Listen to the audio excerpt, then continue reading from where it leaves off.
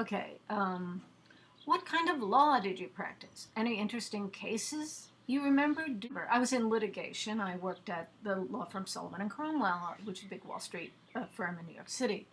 The case I remember the most that was interesting was actually when I was clerking for a federal district judge in the Southern District of New York right after law school. And it was a case about the book Altered States, which you might remember as a movie. Director that did The Devils. I'm trying to remember the name of that director. I'll look this up. IMDb. Ken Russell. Right. I like two of my absolute favorite movies are by Ken Russell, and I don't know why I couldn't remember his name. But Ken Russell, one of my favorite movies is The Devils. Another of my favorite movies by Ken Russell is Mahler, which is a movie about Gustav Mahler, the composer.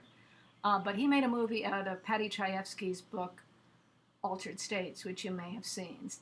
Guy goes into a isolation tank, and somehow this causes him to devolve into a caveman. Well, when Paddy Chayefsky was writing that book, he worked with a man who was some kind of technical, I think it was a medical doctor. I can't remember his name.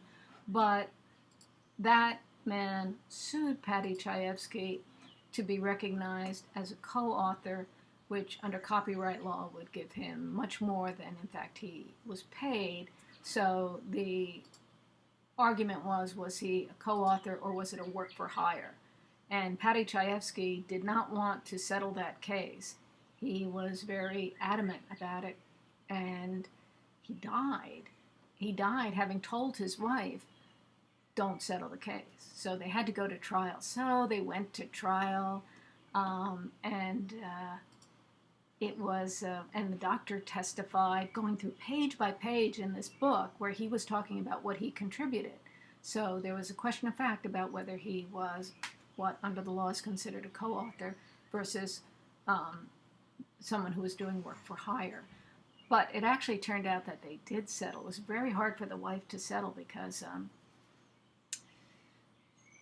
Paddy Chayefsky had died saying, don't settle this case. So it was quite interesting. I remember that there was a jury, and the jury was told they were going to get to see the movie of Altered States. And then when it settled, they were still taken to see the movie, even though the part of the trial where they would have watched the movie was avoided.